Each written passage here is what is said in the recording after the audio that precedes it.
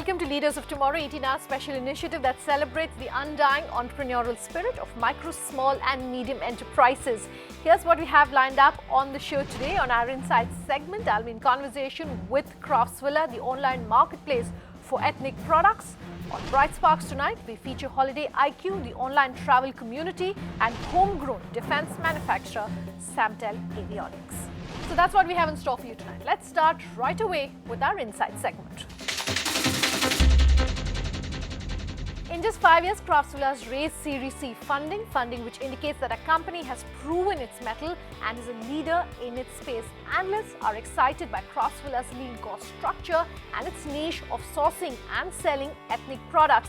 The company's recent acquisitions prove that more people are now buying Indian than ever before. I caught up with its co-founder. Take a listen. I want to kick this conversation off, as always, trying to pick your brains on where the germ of this idea has come about as far as Craftsvilla goes. So basically, the idea of Craftsvilla came about 5 years ago when me and my wife Monica were on a trip to Kutch. Prior to this, I was a venture capitalist, so I used to travel a lot of villages. While on this trip with my wife, we realized there's so much of interesting design, interesting colors, interesting culture of India, which is all around in India in small villages, which actually no one has captured, no one has taken a sincere effort to bring it onto a single platform. On this show, we try and get advice for the viewers of the Leaders of Tomorrow, MSMEs who are looking to get information for different businesses.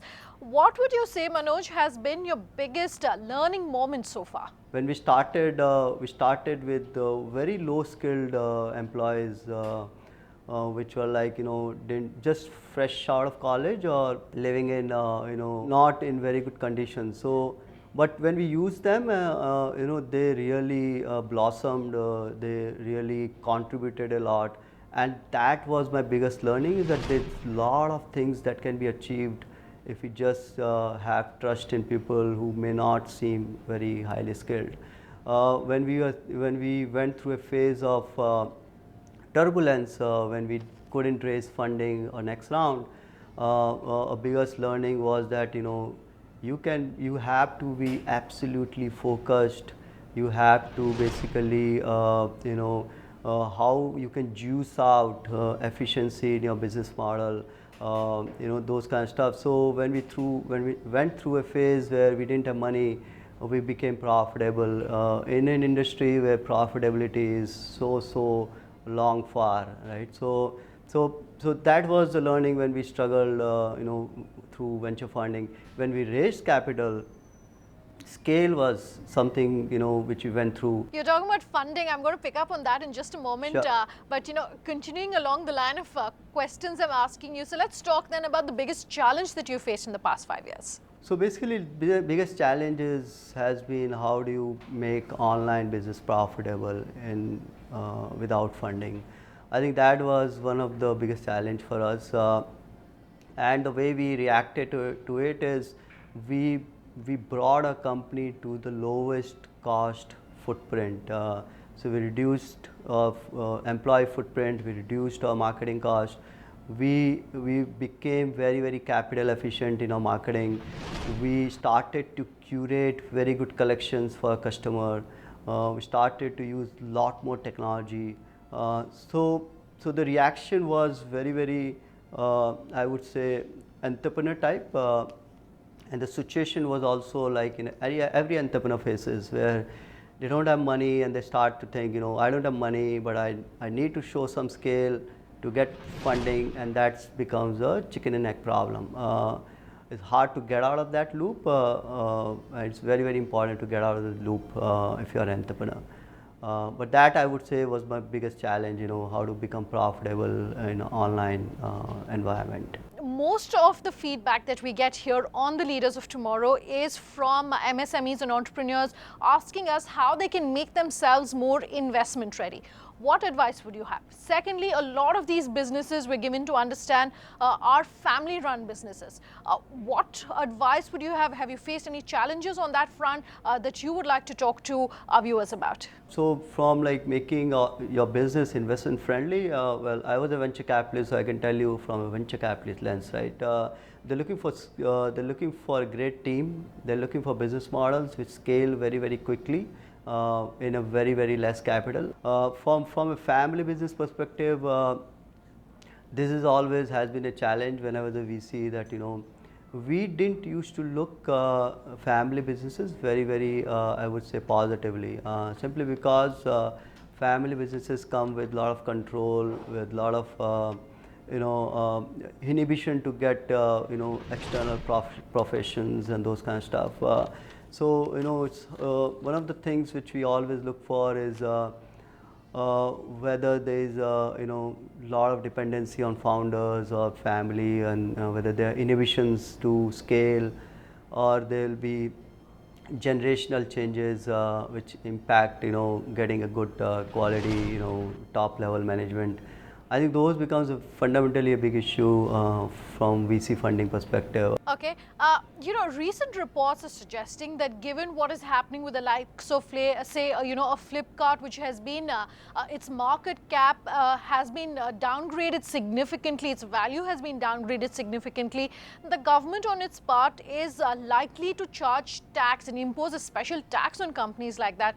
Do you think all of this is probably going to make, online companies for the entire industry, companies like yourself, less attractive when it comes to VC funding? Well, I'm not sure about there's a solid viewpoint on that. I mean, if you ask me as an entrepreneur, as a VC, former VC, I would say that I love online businesses. I think they are there to stay. There's a lot more challenges there, but there's a lot of opportunity there, and I'm quite sure it's going to grow very rapidly in next 3 to 5 years. I think what we are seeing today is sort of what in some ways partly hype, partly mistakes of investment, partly mistakes on the on founders, that they really went out of sync on what the expenses are and what their revenues are. I think that is going to change. A lot of the companies, internet businesses today are focused on building efficiency in their businesses. Manoj, at a time when a lot of your peers are looking at the omni-channel, which is both the online as well as the offline model, is that something that would make sense, A, for you, and B, for a lot of MSMEs? What would your own recommendation be? Well, omni-channel, there's a offline, online, there's omni-channel, right? So all three have different pro and cons, different challenges. There's a reason why online businesses succeed. There's a reason why offline businesses succeed. There are 10 reasons why omni-channel will not work. There may be another 10 reasons why omni-channel will work, right? So personally for us, from Craftsvilla point of view, omni-channel doesn't work. We are a company which is deeply rooted in online. We are here to disrupt online and the ethnic space broadly. And I personally believe that using technology you can disrupt a lot of things in India, and that is what we are trying to do. So if you ask us as Craftsvilla, we will never go into omni-channel, but it may make sense for certain type of e-commerce companies. My last two questions. First, even as the government is of course promoting, Make in India, Startup India, Digital India, Skill India, have you seen personally the benefits of those in the line of work that you're in? And what advice would you have for our viewers in terms of how to reap the benefit of those programs, and specifically, one or two things that you think has really been a game changer for the industry? I mean, to be very frank, we don't see any impact. Government is what government is, and they make statements. We need to see actions on the ground, right? So from a perspective of online, internet, digital, Make in India, I think we are very far behind. There's a lot more desired from government. As an entrepreneur in India, I would strongly advise my fellow entrepreneurs and MSMEs that just stand on your own. You don't.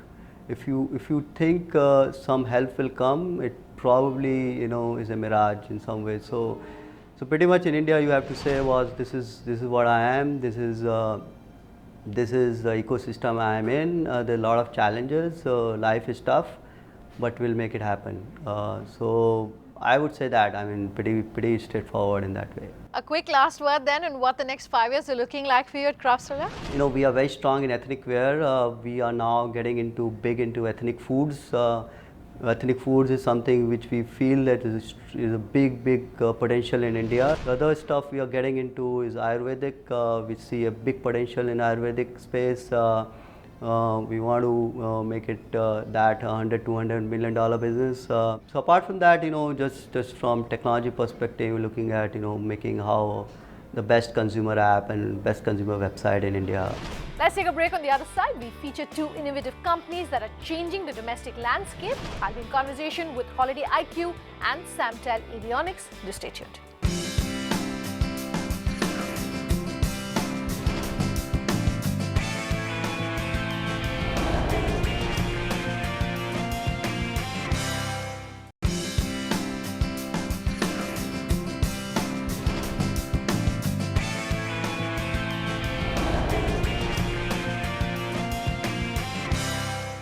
Welcome back. You're with us here on Leaders of Tomorrow on Bright Sparks. Tonight, we're featuring Holiday IQ and Samtel Avionics. On Bright Sparks tonight, we make the planning for your travel easy with the rising number of tourist destinations globally as well as domestically. Hotel options, travel bookings and planning seems to be a huge task before one actually begins the process of traveling. One company that's simplifying and presenting information for the travel community on a single platform is Holiday IQ. It has over 1 lakh hotels across India and abroad and reviews from over 1 million travelers. Holiday IQ has become one of the largest travel communities, in fact, in India. Paulumi Mukhopadhyay has this report for us. Over 1,24,000 hotels, 2,500 destinations, 12 million members. All on a single platform, Holiday IQ. Launched in 2004, Holiday IQ is an online travel community and information portal driven by user-generated content. It focuses on the leisure tourism sector in India and aims to make holiday planning simple for travelers. In the words of its founder and CEO Hari Nair, Holiday IQ targets to increase its page hits by 3 notches higher to touch 35 million users a month by 2020. Hari, what does a holiday recommendation engine like Holiday IQ do essentially? So Holiday IQ, what it does is actually answer 5 most important questions that every tourist has. The 5 questions are this: where should I go on my next holiday? Okay, I've decided to go to this place. How do I get there? Second question. Third question is, okay, I've decided to go to this place. I know how to get there. What do I do when I get there? That is the third question. The fourth question is, okay, now I even know what I'm going to do there. Now where do I stay? That's the fourth question. And the fifth is the most interesting question. Okay, I've understood all of this. Now whom should I buy this from? And we answer those 5 questions. So the recommendation we give is the recommendation for the answer of each of those. A lot of traveler reviews come to your platform. How do you maintain and filter the quality? Today, Holiday IQ gets in excess of 150,000 reviews a month. Okay, 100% of those reviews are moderated. So it's which means that somebody is actually looking at every one of those before it gets published. First, it passes through a technology filter, right? There's a lot of technology, data mining technology, fraud prevention technology that looks at every review and says, is it authentic? Does it sound authentic? Second is then actually a person looks at it and then says that, you know, does it meet our standards? What kind of data aggregation and evaluation goes behind these recommendations that you give to your customers? At one level, we are a reviews business, but another level at the back end, we are a huge big data mining business, right? So with all of this information, what we are trying to do is, we are trying to match the reviews to the consumer who's looking to find answers. There's a lot of very interesting, very high-tech data analysis that goes behind it. But all of this is only possible if you can build a large number of reviews, especially from a wide variety of travelers, which is what Holiday IQ does. Holiday IQ enables travelers discover new places, plan holidays, and share their experiences on their website.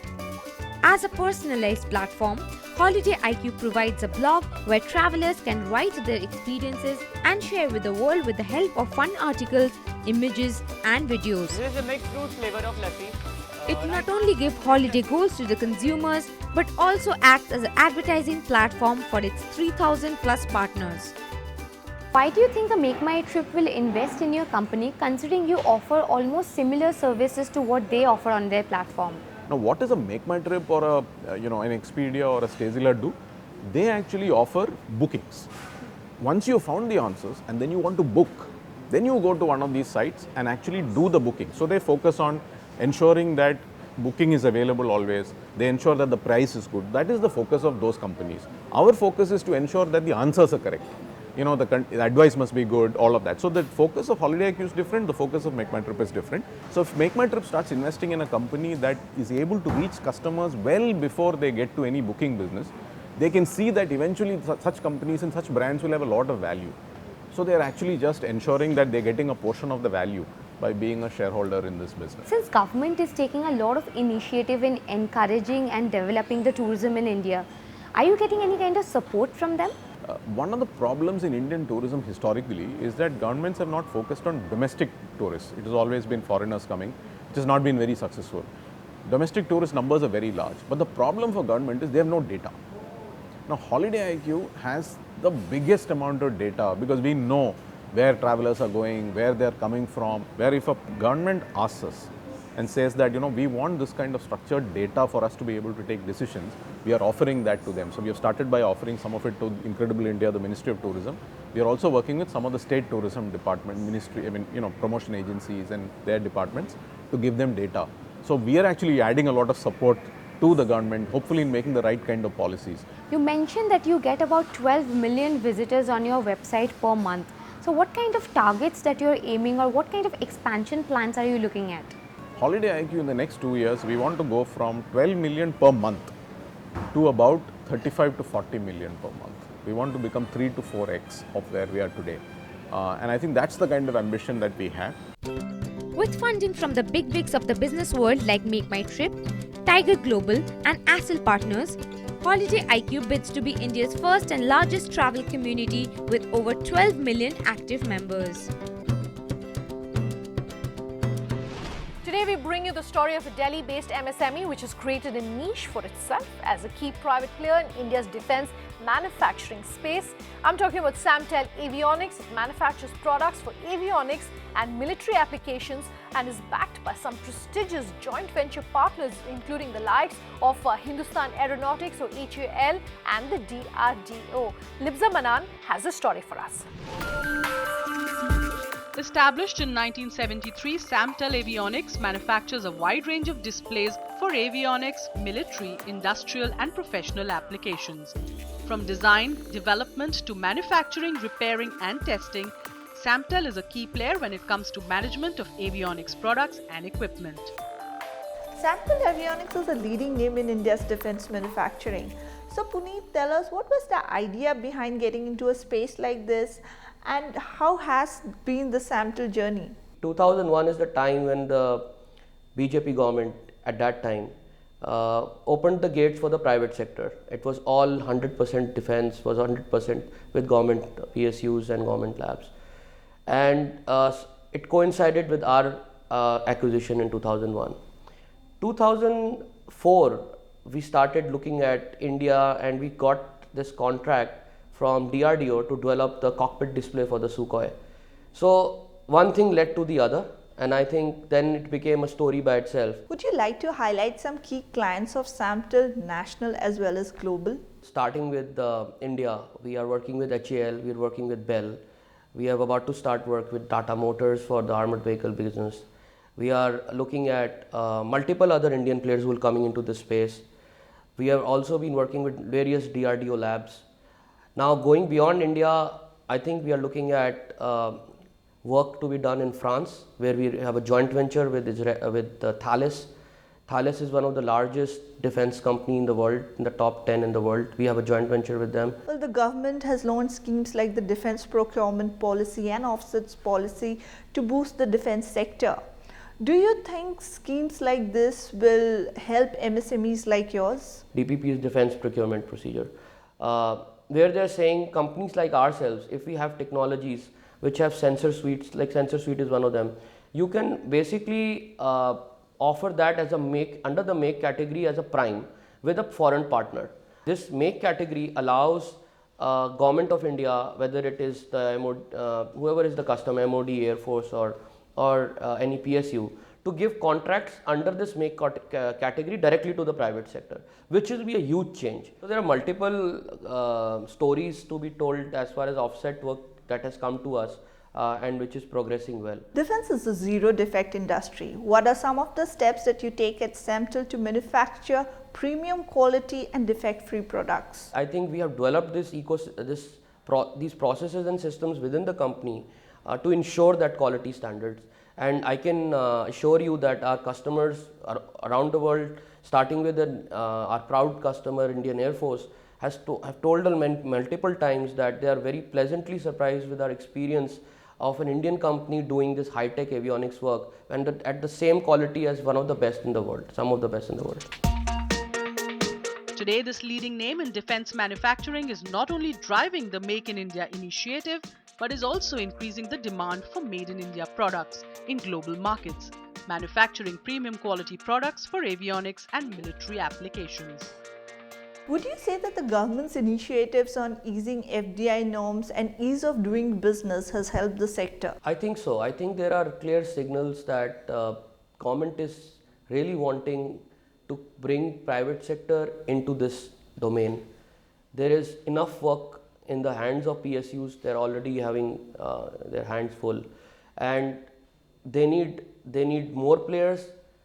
And on top of that, I think we need not only more players, we need players at different levels. Well, R&D is the nerve center of every manufacturing brand. At Samtel, how are you staying at par with the latest technology and machinery? We invest quite heavily on our R&D regularly. We keep on developing new products. Some of them are funded, some of them are internally funded, some of them are cost funded by the customer. Both kind of activities happening. So that's one sphere where we're developing a lot of different types of products. Another area is where we are looking at partnership with some of the best in the world to bring the technologies into India. Is Samtel Avionics en route to becoming a leader of tomorrow in India's defense manufacturing? So when I look at this whole gamut of new areas that are being offered for us, we feel that there is a lot of potential company like Samtel has to really play in that space. The journey that we have traveled over the last 40 years as in our existence overall, and the last 12 years in this niche defense sector, I think that journey has gone through a lot of learning, which will be very useful for the Make in India effort overall in the ecosystem. And that's where we see a lot of potential moving forward. With many firsts to its credit in the defense industry, Samtel Avionics is soon planning to take to the skies with its high-tech cockpit avionics, eyeing to emerge as a successful Indian defense aerospace SME through strategic tie-ups across the world. That's all we have the time for in this episode of Leaders of Tomorrow. Do write in to us at leadersoftomorrow@timesgroup.com. You can reach us on social media using the hashtag LOT or call us on the number on your screens. Thanks for watching.